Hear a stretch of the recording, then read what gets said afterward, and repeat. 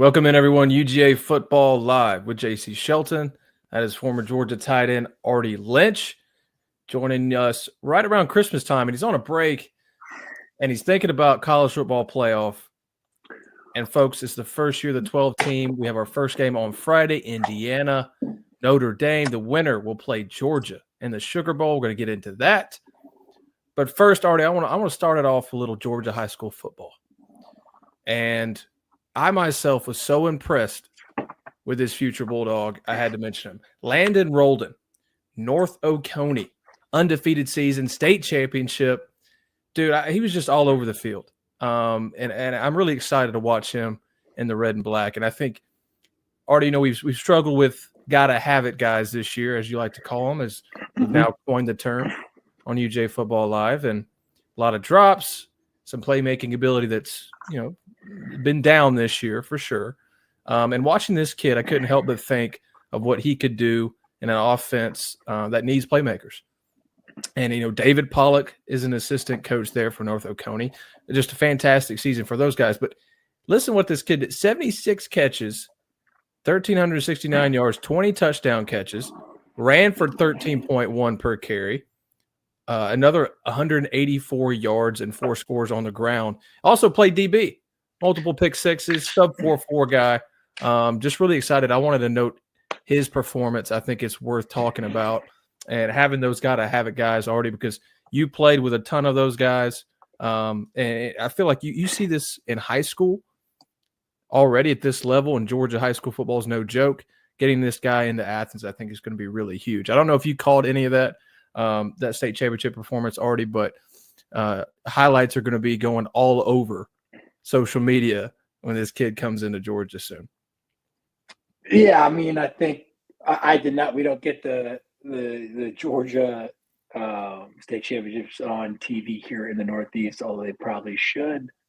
But I was kind of looking at his profile earlier in the season, because I was like, when we were kind of going back and forth about just like the playmakers, and not necessarily the lack of playmakers, but the lack of playmakers making plays, and was just curious, like, who we got coming in. And he kind of stood out to me as a guy that, like, a utility guy, right? That probably went to a smaller school. He didn't go to the Valdosta's, the IMGs, or the St. Thomas Aquinas, right? But or the big Catholics like Marist, or like even the schools in DC where a lot of those guys come out of. But he was the dude from North Oconee that just was a football player, right? And I think when you look at Brock, for instance, obviously different type of player. This kid's more of like a 5'11", 6 foot Julian Edelman, Lad McConkey type, right? Zay Flowers from BC, who now plays for the Ravens, who's like a really good player, but like utility guy, does everything, right? That's a really good comp, dude. I like that a lot. Zay Flowers. And so I think like you look at guys like that, but when you look at like their origin story of football, right? Like these guys were wildcat quarterbacks, they were running backs, they were DBs, they were safeties, they were slot guys, they went out wide. And I think one thing that people always forget about Brock was he was a high school halfback, running back, right? And receiver, and just everything, right? Because it's a tale as old as time. Like, put the ball, like, give the ball to your best athlete, no matter what position that they play. It doesn't have to be quarterback, but like, just get them the ball. And so this kid kind of reminds me of that. But again, like, we'll see when he gets there, if he can translate. But to me, you just look for guys that are just ball players, right? Like, that just want to be on the field at all times, that love the game, and that will translate because they will be committed to finding a way. Well, they will play whatever the coaches ask them to play. That will just get them on the field, right? Mm-hmm. He's not like a 5-star, 6'3" Megatron dude because who's like, I'm only playing X and Z running fades, right? He's like, nah. He's gonna be like, you want me to play gunner? I'll go play gunner. You want me to return punts? I'll return punts. You want me to block punts? I'll block punts, right? And typically those are the types of dudes that translate well to college football who aren't the 5-star guys, if that makes sense. Yeah, Absolutely. I love all those points, man. Just get the ball in their hands, and he's shown that he can do so many different things. Give him chances. I think that's going to be the challenge for this Georgia staff, and something, an improvement that could be made was get these young guys chances to prove themselves early. You might have a stud sitting there behind a junior or maybe an experienced sophomore transfer. And Georgia loves the transfer portal receivers, and we're about to talk about a couple of my favorites that Georgia's at least in the running for as a potential suitor. But the challenge is, for James Coley and Mike Bobo and company to get these guys early snaps, see if they can do it, right? You don't know if you can trust them until you trust them a little bit. So I think that's one thing that we can improve on next year, especially. But transfer portal wise, Georgia, other than Julian Humphrey, wasn't really hit hard, right? Nitro Tuggle decided to come back, but then most recently you lose Troy Bowles, right? Todd Bowles' son, Tampa Bay Buccaneers head coach. Didn't get a lot of playing time in that absolutely loaded inside linebacker room. So it's kind of that makes sense, right? But you'd also lose Sam Mpemba, former 5-star edge, didn't get a lot of playing time in his first 2 years either. Ra Thomas entered the portal, but he's of course been dismissed from Georgia since the start of the season. So there's your transfer portal updates. You can expect some more, especially as Georgia gets deeper here into the winter window. 28th is what it lasts to, and you have another one opening in April. And you could probably see, Georgia had 24 last cycle, and that was a program record. You're probably going to see a similar number. You got 8 right now. But I want to get into some potential targets here for Georgia at receiver. And we opened the show with that, the issues there. We talked about them a lot. How do you answer to that? Georgia has typically went to the portal the last few seasons. They have a good high school class coming in with a guy like Landon Roldan, with also Talon Taylor, 5-star, another guy that could be an instant impact if you give him the chances, to prove himself. But another guy here I like, UCLA wide receiver J. Michael Sturdivant. Graham Coffey, Dog Central, reported that he is expected to visit on Friday. This kid's pretty proven. He's that typical X kind of receiver, 6'3", 205, 123 receptions, 1,667 yards, 13 touchdowns in 3 seasons with UCLA. And then Zachariah Branch, also like him, 5'10", 180. He's a sophomore. He had 78 catches, 823 yards, 6 touchdowns. He also had 2 returns, a kickoff and a punt for a touchdown as a true freshman. Earned him freshman All-American honors in the Jet Award, which goes to the top return specialist in the country. One of those guys who can do it all. If you're talking about pure playmaker, Zachariah, he is that guy. The thing with me already here is, and I've learned with Georgia in their transfer portal and NIL approach, you're not going to get the number one guy. Those guys are demanding hefty amounts of money. Georgia, who is in top 10 in NIL, likes to retain, right? So they're going to give they're going to give that money to retain their best players, or players that they want in that 2 deep, other than going and spending $2 million to get Zachariah Branch. So I think there's a lot that has to fall in place to get him.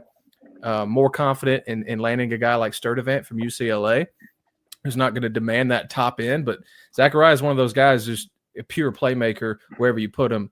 Return. He's also rushed for a couple touchdowns. Like, he is going to demand a lot. So I'd be surprised if Georgia lands it, but I really like him. I think that's what kind of the player Georgia needs, right? But something to watch out for. And those are 2 of my favorites, and they're both receivers, because that's what I think Georgia needs to improve the most in the transfer portal. And they've already had a good high schooler class coming in as well. So I think the talent will be there. The question is, can you improve on that and get away from these drop yips? And with that, let's move to CFP here. Already, so first round, Friday night, which I like how they set this up with giving us a little teaser on Friday, because you got 3 games here on Saturday with SMU, Penn State, Clemson, Texas, Tennessee, Ohio State. We'll get into those already, but let's start with the biggest one here for Georgia fans and Georgia's path to a national championship. We talked about it a little bit in the previous show, but we can touch on it again because I think it's important. Indiana at Notre Dame. Dude, what are your first thoughts on this game? Or you have to be leaning one way or the other already. You don't have to give a score prediction yet, but who do you think has the best chance to win this game in South Bend? Maybe banking off what we talked about in our previous show. You thought about it a little bit more, I'm sure. What are you feeling on this one? Yeah, I mean, I think Notre Dame's the better football team. They run the ball really well. Indiana's defense isn't great against, or at least the one game that they lost, they were not very good against the run. Mm. And so I think that favors Notre Dame. Um, I think the one thing that I was thinking about Notre Dame earlier because I really like their head coach. I think he's a really good head coach. I think he's smart. I mean, not to plug another pod, but Jim Tressel has a podcast out now, the old Ohio State coach, and he has a lot of like business leaders on there, former players and coaches, and he had Freeman on there because Freeman is obviously an Ohio State guy. Well, excuse me, played at Ohio State and then went to the NFL. But what strikes me about Notre Dame, particularly about Freeman, and to piggyback off what you were saying about the transfer portal at Georgia and Kirby's ability to retain a majority of the talent year over year and develop. Freeman only has one guy, I think, in the portal, right, this year. And I think that says a lot about him and his staff at Notre Dame and their ability to kind of bring guys in, have those guys buy into a system, and then develop under him. And he's obviously an NFL guy, young coach, good-looking guy, charismatic. I think guys rally around him. He obviously can recruit very well. So I actually think the state of that program is actually pretty strong, which leads me to believe that I don't think they'll have a letdown against an Indiana, right? It's a home game. The weather's going to be pretty bad, snowing, very cold, which doesn't really affect Indiana as much because they're both, in the state of Indiana. Are they supposed? Is it supposed to snow? I hadn't even looked. I saw that the forecast was snowing like 20 degrees. Wow, that's gonna look great on TV. I'll tell you that. Oh yeah, no, it's like a very old-fashioned, like American Midwest football game. You know what I mean? Which I love personally. Oh, dude, I love watching those, man. And it's even NFL, dude, when they have those Buffalo games or the Eagles games when it's snow. I don't care what the records are. I'm watching. So I actually think that Notre Dame should win, right? But look, I'm long on this Signetti guy. If you follow his career, right, like he had JMU undefeated in their first year in 1A. Like he is a good football coach, right? He's of the Saban tree. Kirby Smart knows him, and he can recruit. And he consolidated a lot of guys from his JMU team and across the country to come in Indiana, and those guys are bought in. So if the weather is even, if it's cold, it's fine. If it's clear and it doesn't snow as much, I think that Indiana has a good shot to pull the upset. But because I like their quarterback and I like the offensive scheme that they have. Again, if you go back and watch that Ohio State game, Indiana beat themselves more than Ohio State beat them in the first half. Yep. First half. No, you're right. Second half, Ohio State ran away with it. But that's because, Ohio State, with that much talent, I'm about to sneeze here, so I'm sorry, should run away with the game. There it is. Should run away with a game like that, right? But if you watch the first half of that game, Indiana was in it. They muffed the punt. They fumbled. They gave the ball away. So I think Indiana is a good football team. I think they can beat Notre Dame. I don't think that they will. I think Notre Dame will take care of business. And I think that's better for us when you're looking at a matchup because I would much rather play a run-heavy pro-style, a run-heavy attack for Notre Dame with a pro-style quarterback who's traditionally drop back and throw it than a misdirection, spread the field out, and put the ball in their athletes' hands, which is Indiana, right? And so that's kind of my thought process behind it. But I do think it's somewhat of a toss-up game. I think both teams will be ready for that, and it's going to be an awesome atmosphere, in my opinion. Yeah, and when you look at Indiana, that's really that Ohio State game is kind of all we have to go off of if you're talking about a tough opponent, and you get into this part of the season, man, in the postseason like this, and they're all tough. Like everybody has something, usually one thing they do really well. And that Ohio State game, and you kind of put it in a perfect box. I mean, Indiana shot itself in the foot, especially on special teams. you look at something like that, at least I do, and I'm like, okay, you can be better. I mean, it's not that difficult to improve on special teams in a game like this and just not make those kind of silly mistakes you haven't made in other games, because that kind of created that big deficit. And I don't think the score necessarily reflected how that game turned out for Indiana. They were in it tough until those mistakes. I expect them to clean it up. I think that could have been a good thing for Indiana too, to get punched in the mouth a little bit and make some silly mistakes on the road. So now you're going to Notre Dame, even though you're going to have a ton of fans there, obviously, in the same state. I think those mistakes will be cleaned up. So then it comes about matchups. Something that's interesting to me is if Indiana's able to get a lead already, I think they're sitting pretty. Because you look at Notre Dame and, they allow 557 yards to USC, 35 points in their last game. That's really the most talented offense they had played in the entire season. And that's how the game turned out for them. Now, you could say, it was just an off day for Notre Dame. Okay, I get it. But the thing that stands out to me is Riley Leonard has only eclipsed 230 yards passing one time this season. Now, I'm not to say he can't do it. It's not something that they do.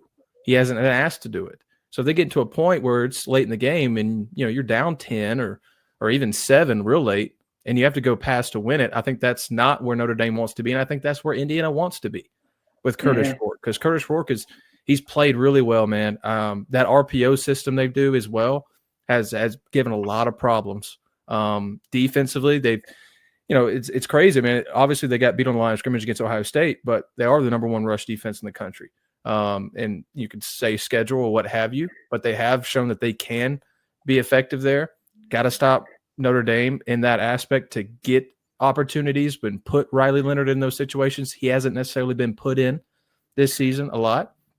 So I think that's critical for Indiana. On the other side, Notre Dame, if you can punish them and physically, outman them up front, right, and kind of at least bottle up Curtis Rourke and company and put them into a situation where they have to run the ball as well. And they can't be one-dimensional because they're trying to come back. I think Notre Dame likes that. That's where they want to be. So this is going to be an interesting game because of that, man. It's like, opposing identities, similar strength of schedules. I think Notre Dame's, only like 6 places in front of Indiana, who, got all the flack for the horrible strength of schedule, including from me and on this show. But they're not too far apart on that aspect, right? So it's not necessarily like these are 2 really, really, really proven teams, 2 teams that have strong points, that have had really good seasons as far as taking care of business when they needed to. But as far as competition, I think this is going to be really interesting for both because it is the best that they've faced. So we'll see what happens there. We'll get into, we'll go ahead and get in our predictions on that then already. 7-point line for Notre Dame here. I think it opened around 8.5. It's at 7 right now. It's just pulling from ESPN Bet because it's the easiest to find. But, I'm leaning Notre Dame here. I really am. I wouldn't be surprised if Indiana made this close or even won the game, right? It's only a 7-point line.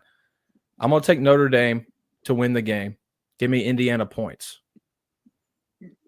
Yeah, I'm probably the same. I like You think this is going to be high scoring? I don't know. What's a good I don't know, man. This says over under right here. It's 51 and a half. 51 and a half. Well, that's that's not that high. No. 20. That'd be like a 27-24 game or 27-25 game, right? Yeah. 28-25, whatever. Which in today's college football is not that high of a scoring of a game. Look, let me take this. I'll take IU to cover and to win outright. I'll take them. Okay. Let's go the opposite of you.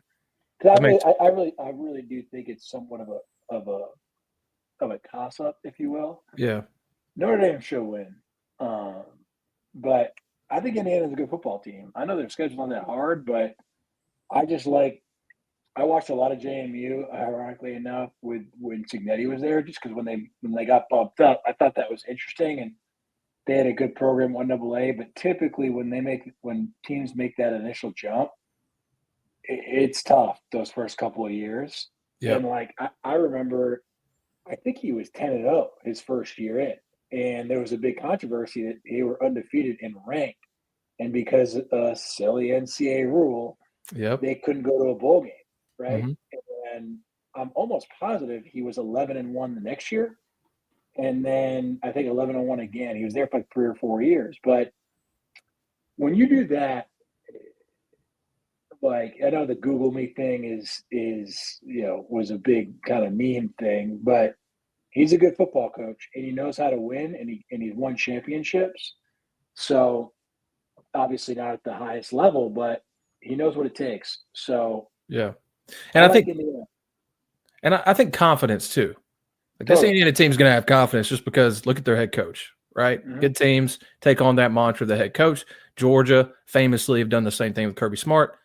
Not You have fair in to. the yes, you absolutely have to. And I think confidence is key for them that have, lost their toughest test this season. They come into again. It's not one of those things where he's going to be, his expectations are going to be tempered at all. I think because I listened to him today on the Pat McAfee show because I was interested in what he was going to say. It was funny though. He doubled down at the end and was like, "We're just getting started. We're just getting started. I'm here to stay." All this stuff. Just Well, he's what definitely there to stay. They paid him a lot of money, so he's they definitely did, there to dude. stay. He's already got after the 10-0 start, got a contract extension through 2032, 72 million worth, and he also made another 500K bonus for making the playoffs. So he's been rewarded, and I think not to mention he was making about 4.5 a year, and then they bumped him up to 8.8. So that to me, that's when two things. That's when Indiana's like, okay, we're sick of being just a basketball school, and if we're gonna be in the Big Ten, let's play Big Ten football. And someone stepped up and wrote a check, probably Mark Cuban. All right, SMU at Penn State.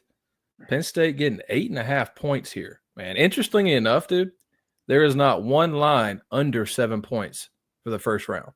I don't know if Vegas is expecting hefty wins or they just don't know enough about how these teams stack up against each other because it's odd matchups, right? SMU at Penn State. So Rhett Lashley done a great job with the Mustangs versus James Franklin. Which can win a big game is my question. All right, I think that's a good place to start because James Franklin famously does not win big games. And then Rhett Lashley and that squad lost two of their biggest games this year, BYU and then the ACC championship. Came back, had a brilliant comeback, right? But Clemson was able to get that last second field goal and walk off as ACC champions. But that's my biggest question, man. And I think that's the toss-up. That's why you're seeing these lines kind of – I think they should be closer than they are because they're not exactly proven, right? I mean, are you just banking on Penn State getting close to Oregon if you call 8 points close, right? Are you banking on them getting close to Ohio State, who's lost to Michigan and lost to Oregon as well? I'm just not sure if Vegas even knows how to look at this Penn State team. On the other side, SMU, we know have a good offense. Offense is powerful. Obviously had some issues on defense against Clemson and up front. So if you're just banking on up front talent, I mean, James Franklin should win this game. Penn State, Drew Aller, they should win this game, right, Artie? But it's, again, big games. It's just we've seen it so many times. It's like almost like this time. It's like if James Franklin loses this one, if I'm a Penn State fan, I'm like, man, are we ever going to win a big game? Yeah, I mean, I haven't watched enough SMU to really understand how good of a football team they are. Obviously, I like the second half that they had in Clemson. I think the first half of that Clemson game was like jitters. I think they're better than what they're obviously better than what they showed in that first half. But I think they were, even though they were a higher ranked team than Clemson, and they were the ones with one loss, and Clemson had a few, and Clemson's not the Clemson that they once were. Clemson is still, Dabo Swinney, two-time national championship winning coach. Clemson has owned the ACC for going on 20 years now, for the most part. Feels like it. So I think there was a little bit of an intimidation factor for SMU in that first half of that game. I think they settled in and then they responded. I think if they would have played the entire game the way they did in the second half, they win that game pretty handily. So, but that being said, I've watched a ton of SMU football to see how good are they? Are they deep? Right? Do they have the playmakers? Because one thing about Penn State is there's NFL dudes all over that roster. I think that's the reason why Penn State fans are so upset with Franklin. Is Franklin has gotten them to where they can get damn near guaranteed 10 wins a year, but that's about it, right? And then all of a sudden you'll see, you know, a Saquon Barkley and a number of different other Penn State playmakers. What's his name? The defensive player from the Cowboys, right? Like Micah Parsons. you have all these like NFL bona fide stars that were playing for Franklin at Penn State, but there's not much to show for it, right? And so I think that's where fans are frustrated. Now, does SMU have enough talent to go toe to toe with Penn State? Because we know Penn State has talent. So I think that's the biggest thing. I don't love the fact that when I'm saying I don't love the fact that it's a noon game for SMU. It's a noon game. They have to travel, so their clock, their psychological clock is actually at 11 a.m. because they're an hour behind noon Eastern. Mm-hmm. So they got to go play an 11 a.m. football game essentially in the cold in middle Pennsylvania. It's going to be, if it's not snowing, it's going to be like 20 degrees, and it's going to be one of those colds that's like biting you, right? Yeah. And Dallas ain't cold, right? It's cold about once or twice a year. And so that is what worries me. If this was a home game, I think Penn State would be in trouble, but I think Penn State can get away with just running the football, playing tough defense, and getting away with a win with home field advantage. So I think I like Penn State in this game. Yeah, I do. I mean, everything's pointing to a win. I mean, that pass rush is it can be electric. Drew Aller played pretty well against Oregon. Offense had some firepower to it. It's something that really hasn't happened most of the season. Can they put another one like that together? They play like that. They play like they did against Oregon. They should be fine. Eight and a half. I don't know. Right. I just feel like if we add Penn State's performance against Oregon to James Franklin's struggle and that team program, it's not all on James Franklin, struggle with winning big games, that's going to make me think touchdown instead of 2 touchdowns. So I'm going to go with a touchdown. We're actually going to take SMU for me, the points, with those 2 factors. I would agree. I think I'm trying to think. What was the spread again? 8.5. 8.5 for Penn State. I don't know. Yeah, home atmosphere could be another factor, right? But it's going to be a whiteout, but it is at noon. How electric is it? I think SMU will cover. I think they'll probably get down by that, a couple touchdowns early. But they'll be resilient. They'll be tough. They'll come back, but it'll probably be too much to overcome.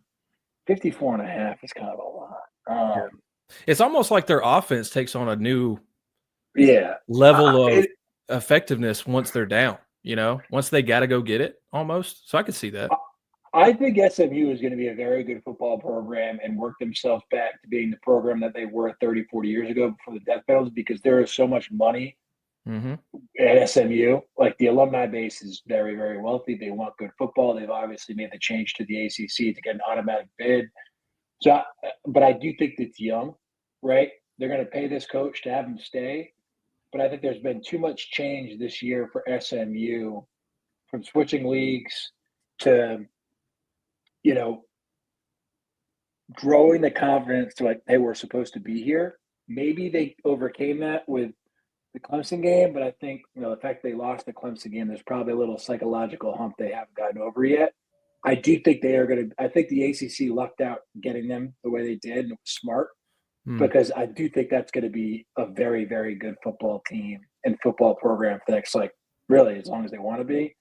They're definitely not going to get a death penalty anymore, not in this college football. So, give me Penn State, but I think SMU covers the 8.5. It would be a close game. Yeah. And that's interesting, too. I mean, you think of Rhett Lashley and Kurt Signetti, they go into these programs that Indiana forever, SMU more recent, historically losing programs, and they come in and they get their university leadership and NIL collectives on fire in a full backing type of way. And they've shown that you can take a historically losing program and make it a playoff and national title contention team in about a year, right? Which is incredible. It's not been that way in college football. You have to almost, work your way into getting approached by blue bloods to get a contract, to go try to prove yourself, or you can recruit really well at Tennessee or, name your blue blood, either SEC or, what other major conference you'd like. You almost have to work your way into it. Instead, you got a guy like, Lashley and Signetti coming from James Madison and proving himself like this. So it's interesting time. There's going to be a lot of parity, and that's what we're seeing right now. So the winner of that game will play Boise State, and that's a beautiful draw, facing a one-dimensional team, which I'd love Boise State to see them go on, but that's going to be an easier path than the other teams have. I'll tell you that. Boise, though, they have delusional confidence because they're like a blue blood in their own right. Sure. Well, yeah. Because winning is baked into that tradition, right? Sure. For 20 plus years, ever since that Fiesta Bowl, but even before then, the Fiesta Bowl was the first national stage. But back when they had Dan Hawkins and then Coach Peterson, Dan Hawkins eventually went to Colorado, but Boise's scary because they're delusional.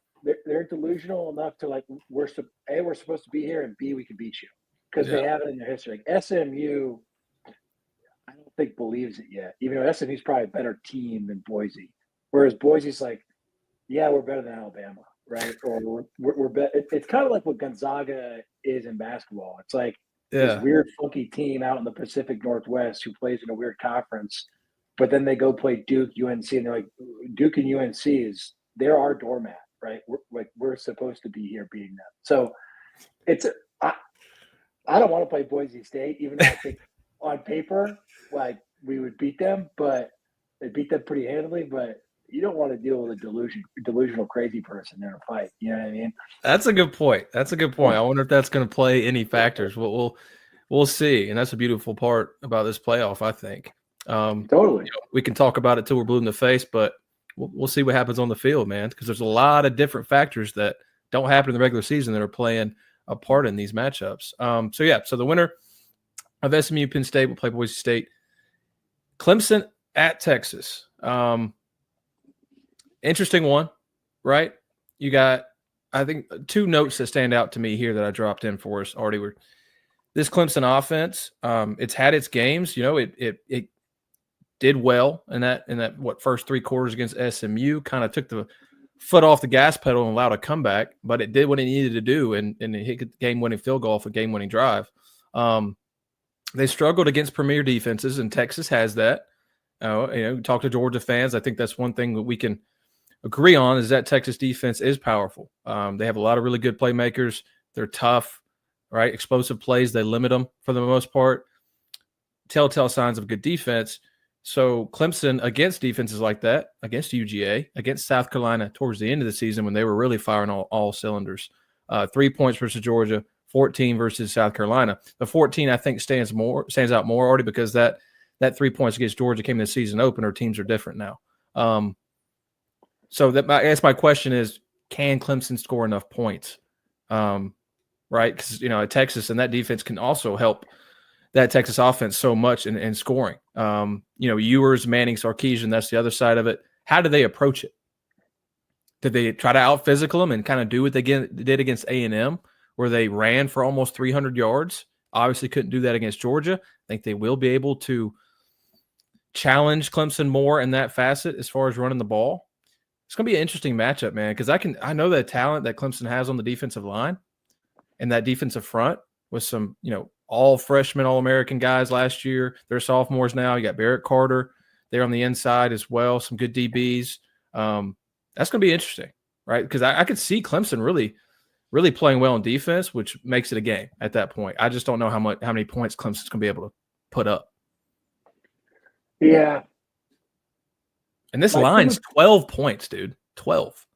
My thing with Clemson is they know how to win football games. And, I think there's something about Dabo Swinney, where he can get streaky. right? And I think he's a great motivator of his guys. I think guys love playing for him for the most part, right? He's like, I think Kirby's got that too. Like, well, I know Kirby's got it, but like Kirby's a little bit more like got a little bit more swag than Kirby, or excuse than Dabo, right? Yeah. Like, I think we as fans can relate and be like get fired up, but about Kirby and not so much Dabo. But I think inside the locker room, for the most part, unless they're a bit jaded, like I think what's his name, that quarterback that like DJ was a bit jaded. And I Yeah. think Dabo was probably too supportive of DJ and gave him too many chances when he probably should have switched to Cade early on. Mm-hmm. So I wouldn't be surprised if Clemson ended up upsetting Texas here, particularly after like I think Texas is a little bit beaten after that Georgia game, right? Because I think, and to be honest, I thought Georgia was going to lose the Texas game just because it's tough to beat a team twice. I wasn't in love with our offense going into it. And to be honest, it looked like we were going to not pull it out in the first half. And then, whatever your opinion is of our quarterback situation, that we got a spark with Gunner. So I think Texas is probably still doing some soul searching. And whereas I think Clemson kind of sneaked in, right? And I think Cade is good enough to make some magic happen. And I think Dabo is a very good motivator for his team to pull one out. Are they going to go on a run and win the national championship? No, I don't think that's going to be the case. But I could see them pulling an upset here for sure. Yeah, that's the feeling I get, even though it's a 12-point line. So obviously the odds makers really like Texas. The line makes me even more bullish that they'll do it because Really? Dabo's God knows what he's saying to those guys right now. You know what I mean? Absolutely. So I'm with you. Look, Texas could also win by 40, and they'd be like, "Yeah, it checks out." Yeah, but I wouldn't be shocked if they upset them. Yeah, and I don't think so. Clemson's wideout room is really young. I love Texas DBs. I mean, they have a Jim Thorpe Award winner back there. I don't think they're going to be particularly challenged by Clemson down the field, which leaves it up to Cade Klubnik as a runner and Phil Maffa. And if they win the rushing battle, I think they win the game. And that's going to be the huge challenge because Texas has run the dang football on everybody except Georgia. Right. So that's the big matchup to me. We'll see what happens. Like you said, could see Clemson doing it. I think they cover. I like Texas to win. Coach, Cade Klubnik, guess where he's from? Texas, baby. Austin, Texas. Went to high school there. Mm-hmm. Interesting. Yeah. And go ahead. This dude, he threw for 3,300 yards, 33 TDs, and 5 picks. I mean, how fired up this kid would be if he beat Texas? Oh, yeah. Look, who knows what's going to happen? But again, another tidbit is Texas's starting safety, Andrew Makuba, transferred from Clemson in the offseason. Oh, really? Yeah, and he was one of their best defenders. So he faced that offense every dang day. Interesting. All right. Couple of those in this game. I thought Cade was from Dallas for some reason. I thought he went to Highland Park. Interesting. Okay. Yeah, man. I don't know, but so you're taking Clemson to win. Is that what you're doing? Clemson, I think, is definitely going to cover here. 12 points a lot. It is. Why not, dude? Who cares? Let's go Clemson. I'm kind of fired up. All right, baby. We got our first outright dog win from Artie here. I like it, man. We'll see what happens. And the winner of that game will face Arizona State, who's very hot, where they were. I don't know if they will be off the off weeks. Tennessee at Ohio State. This is really interesting one, too. We're going to end it with this one, guys. We'll touch on Georgia's quarterback room before we get out, because I know it's kind of a big thing, Artie. I don't know if you've heard. 7.5 points Ohio State's getting at the shoe. Biggest things for me, man, and I know this Tennessee team well. Obviously, we played them this year. We've talked about those games the last couple of years with you, Artie. So we know this team pretty well. Ohio State, we do as well. Vols struggle on the road. And my father-in-law, shout out, Ron, huge Ohio State fan, Ohio State grad, right? He'll be there. And the things I told him would give him some confidence after missing the Big Ten champ was the Vols struggle on the road. Lost both of their losses came on the road. And you win the running battle, you win the game. Tennessee's offense has really struggled to be explosive against good defenses. Ohio State does have that. They returned, 10 starters from last year, and they added Caleb Downs. It's an experienced group. It's a tough group. They're going to give Tennessee a bunch of problems on offense. But then it's on Kyle McCord, Will Howard. Flashback to last year, baby. Shout out Kyle McCord. Led the ACC in passing. Already called it. I like them. Still do. You do. Hey, you got lucky on that one. You win the rushing battle because then it's up to Will Howard, and that backfield was almost non-existent against Michigan, which made no sense. Got to get those guys going, man. Quinshon Judkins is elite, okay? Trayvon Henderson has shown he can be elite. Get those guys going, man. You know Chip Kelly's going to have some interesting things, right, to give Tennessee in that defense some problems, right? They're going to have some quirks. Use Will Howard as a runner as much as you can. I think that's really big. You want to get that defensive front for Tennessee, which loves to pin its ears back. They're talented, really talented group. You want to get them off their spots, try to take those opportunities in just straight up passing downs away from them. I think that's big for Ohio State's chances. For Tennessee, man, just get Dylan Sampson involved, right? It's all run game for me with these two big teams right here already. They're both good up front. If they had it their way, they would run for 300 yards. Both of these teams, right? So I think that's the key. That's the key for me. What do you think? Yeah, I'm kind of the same way. So I don't necessarily the Ohio State situation, I guess is what I'm saying is I'm weary. Like part of me thinks that they're rattled still from that Michigan thing, right? Now, last time they lost to Michigan, it went on a run in the playoff was when, quite frankly, if it wasn't for Stetson Magic Bennett, right, they probably go play in the national championship. That Ohio State team was like absurdly talented. Absurdly, right? We're talking about Stroud, very good NFL quarterback, will probably be a star for the next 10 years, right? How many wide receivers that are still Man, I think they have 4 NFL guys just in their 40. From that team, right? Yeah. What was it, 2021, 22? Yep. 21, yeah. No, it was 22, wasn't it? Yep. Now, they have a very good wide receiver. They're that beast, like the Megatron type dude. What's his name? Jeremiah Smith. Smith. He's a one-on-one guy. Yeah, he can win. He's going to win matchups. I don't love their quarterback. I'm not just saying that, right? I just don't think, I honestly don't see the fundamental difference between Will Howard and McCord. I just don't. No. Like, watching the Howard, I actually don't think Howard throws that good of a ball. I think he's got a weird long release and a little bit stiff. Now, again, I'm not just trying to, say that because I like McCord. It's not that. It's just like – No, I agree, man. You're making sense. I don't think you're biased there. And so, I guess what I'm saying is Will Howard ain't C.J. Stroud. I like Tennessee in this game. And I think there's something like underlying, there's a confidence issue with Ohio State at this point. And, they got them at home, which is going to be huge. But as we talked about last show, the Tennessee fans have been scheming. So I'll be interested to see how many fans they actually travel.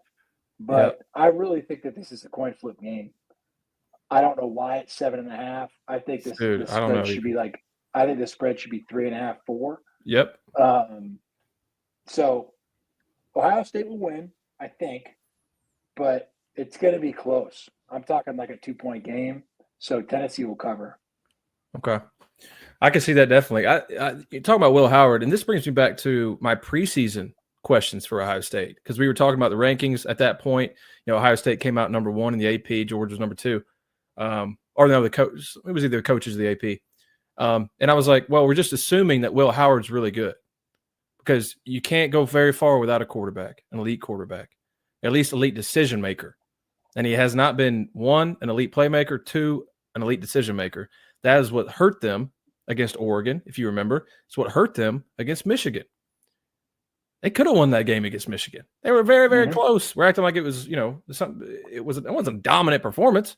They were right there in the game at the end. It was a field goal, right? He makes a couple of plays, which were obvious mistakes, interception. We're talking about an entirely different situation here. So that was the question coming in. And even with all that talent around him, he's still not proven 12 games into the season. So that is a big question. And, I'm totally with you on that.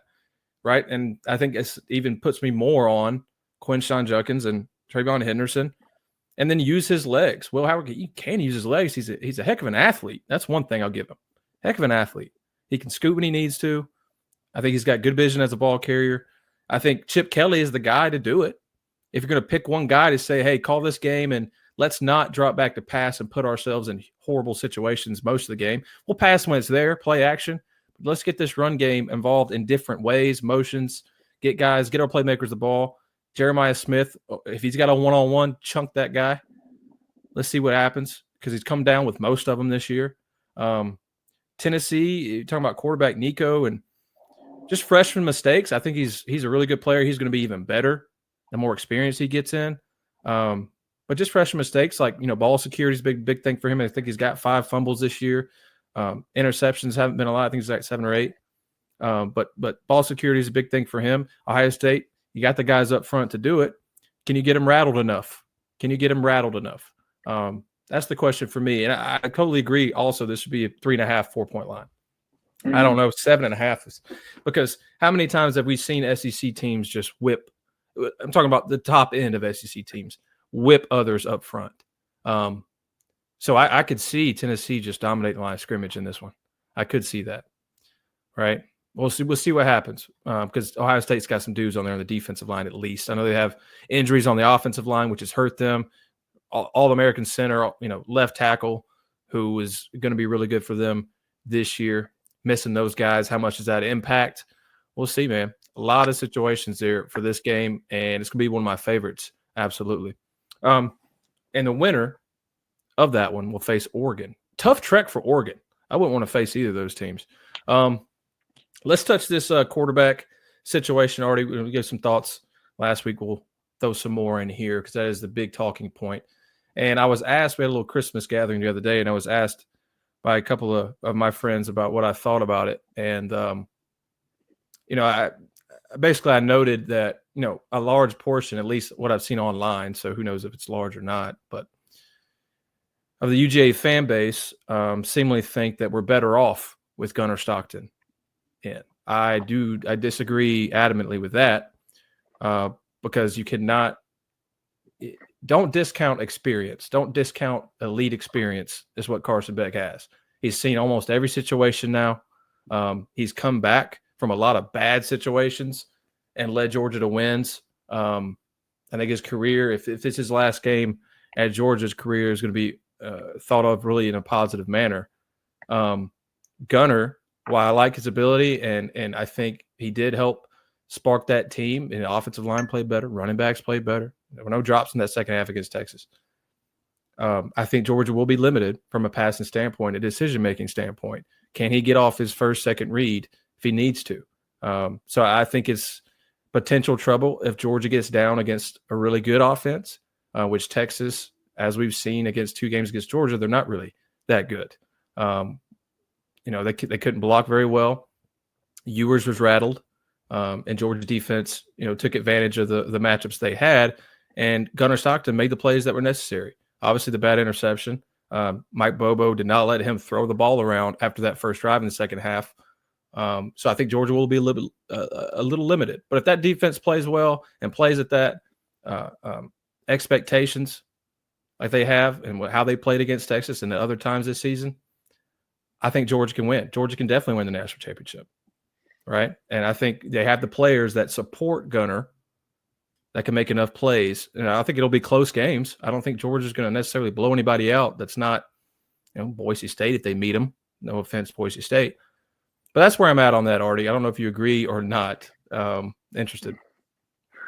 Yeah, I mean, look, everyone loves the new shiny toy, particularly when the toy that they've had, they may be getting tired of. I want everyone to remind each other that they all hated Stetson Bennett. I think up until the fact that he won 2 national championships, I think there's probably still some fans out there who are delusional enough to say that Stetson should have just sat the whole time and Carson should have been playing, which, again, I remind you, Carson was the backup. The person you now hate was the backup to Stetson, who was the guy that you wanted to take over for Stetson. So I love the University of Georgia. I love the fans, but you guys are all psychotic and you're all irrational and you are definitely delusional.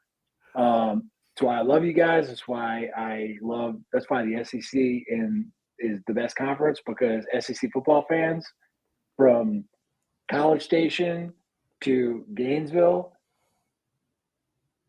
are nuts. And it's just the best. Yeah, man, I don't know. I think, don't get me wrong, I like Gunner. I think Gunner would be a great quarterback to take over for next year if he wins the spot outright. Mm-hmm.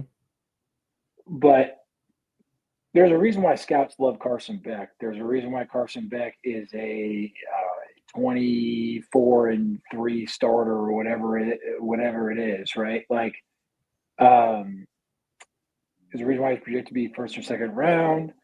There's a reason why he was the starting quarterback at the University of Georgia, top 5 football team in the country for the past 2 years, really, past decade at this point.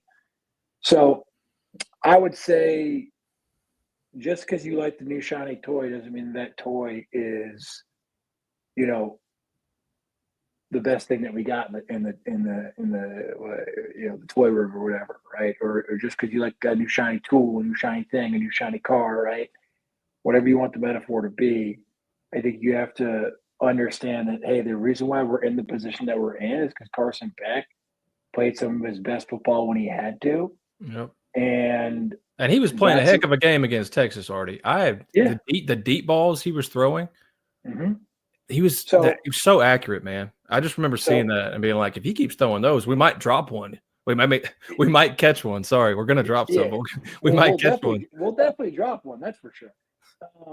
So that's kind of my thought process. Is be careful.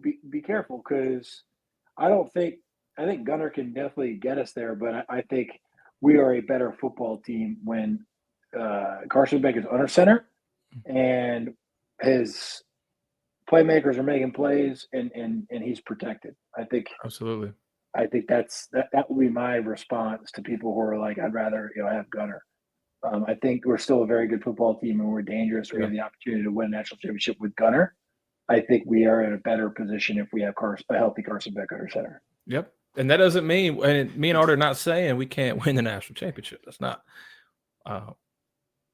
But if I was to put together, if you gave me the lineup, say, hey, put together your best Georgia team, who's on the roster right now to go win it all, it's Carson Beck under center. Absolutely. I don't think that's a big, I would statement. I would rather have Carson versus that Oregon defense and going, shot for shot with their quarterback. I don't know, Dylan Gabriel. Yeah, Dylan Gabriel, right? Because make no mistake, Oregon is built like an SEC football team, and they got a great experienced quarterback, and Dan Lanning is a hell of a motivator and a hell of a defensive coach.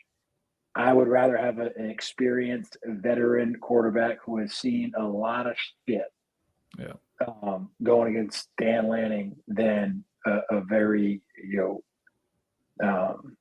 green quarterback, although he's a gamer and he's tough as hell.